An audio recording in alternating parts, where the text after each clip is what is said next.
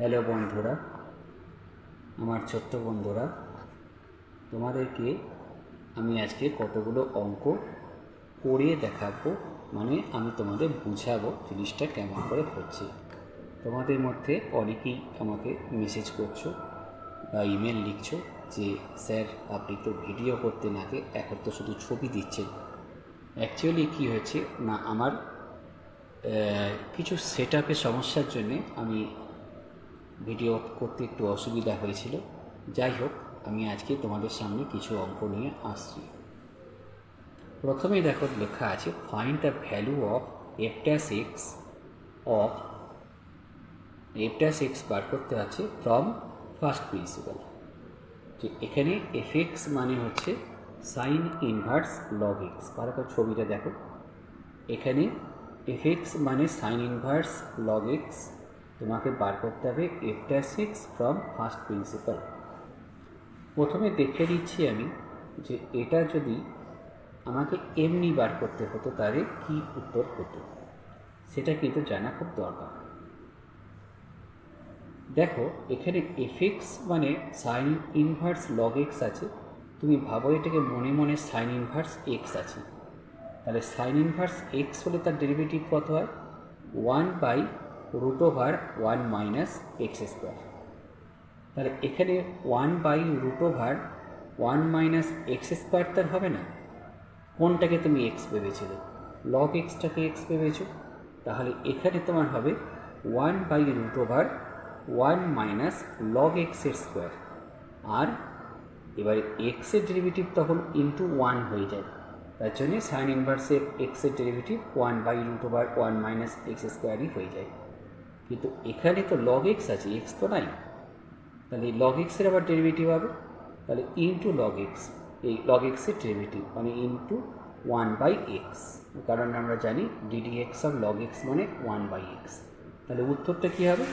উত্তরটা আমার হবে 1/x ইন্টু 1/√1 মাইনাস লগ এক্সের হোল স্কোয়ার। ঠিক আছে, এইবার এইটা তো আমি এমনি ফর্মুলা থেকে শিখালাম। এইবার আমি দেখাচ্ছি যে এটা কী করে ডেরিভেটিভের আমরা ফার্স্ট প্রিন্সিপাল থেকে বার করতে পারি। দেখো আমরা লিখি এরকম করে, let f x equal to sine inverse log x equal to sine inverse u এখানে যা থাকবে এটাকে ইউ ধরে নেবে, সাইন ইনভার্স ইউ, যেখানে ইউ মানে লগ এক্স। আরেকটা কী হচ্ছে, f of x plus h equal to sine inverse log x plus h, তাই তো? এখানে এক্স প্লাস এইচ হয়ে যাবে, এইটাকে আমি ইউ প্লাস কে ধরে নেব, তাহলে equal to sine inverse u plus k. ঠিক আছে, যেখানে ইউ প্লাস কে মানে হচ্ছে লগ এক্স প্লাস এইচ। ঠিক আছে, বোঝা গেছে এত তো? এবার তাহলে কে সমান কত হচ্ছে না, কে সমান আসছে log of x plus h minus log x, মানে log a minus log b, মানে log of a by b. এটা তাহলে আসছে log of 1 plus h by x. এটা আমরা সুবিধার জন্য করে নিলাম। এবার limit h tends to 0 K by h equal to limit h tends to 0 log of এইটা বাই এইচ, বা log of 1 plus m x by x মানে হচ্ছে এম, যেখানে এক্স টেন্স টু 0। তাহলে ওর সঙ্গে তুলনা করো এই সব ফর্মুলাটা। দেখো এক্সের জায়গায় এইচ আছে, তাহলে এখানে এমের জায়গায় 1/x আছে, তাহলে এর রেজাল্টটা হবে 1/x। তাহলে এখন আমাদের যেটা ডিফারেন্সিয়েশনের ফর্মুলা, এফ ড্যাশ এক্স সমান হচ্ছে limit h tends to 0 f of x plus h minus f x by h, তাহলে equal to limit k tends to 0। এটাকে আমরা সাজিয়ে নিচ্ছি, দেখো কেমন করে, এইটাই tricks. Equal to limit k tends to 0 sine inverse u plus k minus sine inverse u by k into limit h tends to 0 K by H. এই ভ্যালুটা আমি আগে থেকে বার করে রেখেছি। এবার এই যে জিনিসটা দেখতে পাচ্ছ যে লিমিট কে টেন্স টু 0, এটা যদি এমনি হতো limit x tends to 0 sine inverse x plus h minus sine inverse x by h, তাহলে এটা হতো সাইন ইনভার্স এক্সের ডেরিভেটিভ মানে 1/√1 মাইনাস এক্স স্কোয়ার। তাহলে এখানে দেখো ঠিক এক্সের জায়গায় ইউ আছে আর এইচের জায়গায় কে আছে, তাহলে এই জিনিসটার ভ্যালুটা হচ্ছে 1/√1 - ইউ স্কোয়ার। এবার এই জিনিসটা কেমন করে হলো, মানে সাইন ইনভার্স এক্সের ডেরিভেটিভ কেমন করে হয় জানতে গেলে আমার আরেকটা অন্য এপিসোড আছে, সেখানে আমি দেখিয়েছি কী করে হয়। তাহলে 1/√1 - ইউ স্কোয়ার ইন্টু এইটা। এইবার এইটা ইউ এর ভ্যালুটা খালি বসিয়ে দিয়েছি, তাহলে দেখো আমার উত্তর কিন্তু হয়ে গেল। ঠিক আছে, তাহলে এই ছিল আমার আজকের ভিডিওতে আমি দেখালাম যে সাইন ইনভার্স লগ এক্সের ডেরিভেটিভ কী করে করতে হয়। ঠিক আছে, নিশ্চয়ই আশা করি বুঝতে পেরেছো সবাই। আমি এর পরে ভিডিওতে এবার আসছি। এই অঙ্কটা পরীক্ষায় আসার এবারে কিন্তু খুব চান্স আছে, যার জন্য এবার আমি এই অঙ্কটা দেখাচ্ছি। এইটা দেখাচ্ছি যে y = tan ইনভার্স 4x, আশা করি দেখা যাচ্ছে, y = tan inverse 4x/1 + 5x² plus tan inverse 2 + 3x/3 - 2x হলে dy/dx কত। এটা এমনি ইন জেনারেল তুমি ভাঙে করতে পারো, যেমন একদম প্লেন জেনারেল ফর্মুলাকে tan ইনভার্স x ধরে প্রথমে ডেরিভেটিভ করে দিলাম, তারপরে এটাকে এক্সের মানে এটাকে u/v ফর্মুলাতে ভাঙলাম। এমনি করে করা যাবে, যাবে না তা না, কিন্তু অনেক বড় হয়ে যাবে। পরীক্ষায় তো অত টাইম নেই, অত টাইম কোথা থেকে পাবো, তাই না? তাই আমি দেখাচ্ছি শর্ট ট্রিক্স।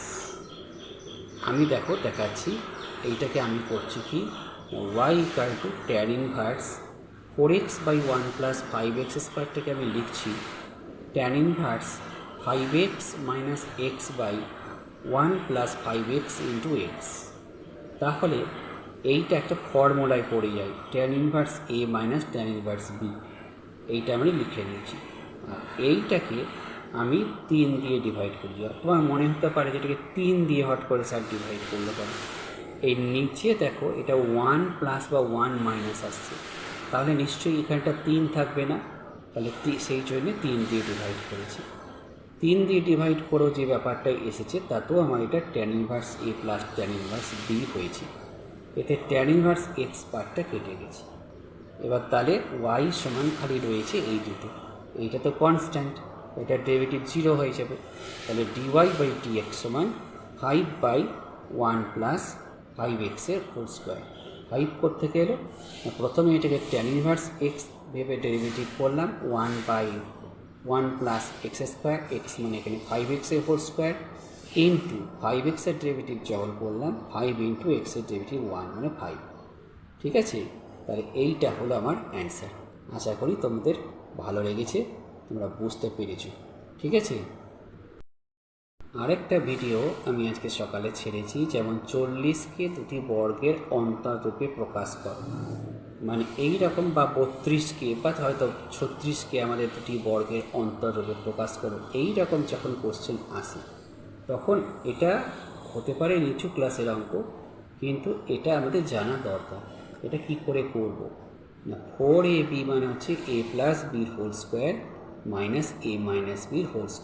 মানে ab মানে হচ্ছে এইটা। এইবার 40কে তো আমি নানা রকমভাবে ভাঙতে পারি। 40 1-এ 40, 5 8-এ 40, 20 2-গুণে 40, 4 10-এ 40। দেখো আমি ভেঙেছি প্রত্যেকটা, এবং প্রত্যেকটার জন্যই আমাদের এই ফর্মুলাতে বসিয়ে পড়ে দুটো বর্গের অন্তররূপে প্রকাশ এসেছে। হ্যাঁ, কোনোটাতে হয়তো তোমার ভগ্নাংশের অন্তররূপে এসেছে, আবার কোনোটাতে পূর্ণ সংখ্যার অন্তররূপে এসেছে। যেগুলো পূর্ণ সংখ্যার অন্তররূপে এসেছে সেইগুলোই তুমি পরীক্ষায় দেখাবে, যদি তোমাকে কিছু না বলে। আর যদি যদি তোমাকে পূর্ণ সংখ্যার অন্তর বলে দিয়ে থাকে, আর যদি কিছুই না বলে থাকে, শুধু বলে যে দুটি বর্গের অন্তররূপে প্রকাশ করো, তাহলে কিন্তু আমি এই 4টে ভ্যালুর মধ্যে যে কোনো একটা করে দিলেই কিন্তু আমার উত্তর হয়ে যাবে। কেমন লাগলো? নিশ্চয়ই আশা করি এই ভিডিওটা তোমাদের ভালো লেগেছে। অবশ্যই বেশি করে শেয়ার করবে। একটু খালি টেকনিক্যালি সমস্যার জন্য ছবিটা হয়তো অস্পষ্ট আসছে, এটা কিছুদিনের মধ্যেই সমাধান হয়ে যাবে।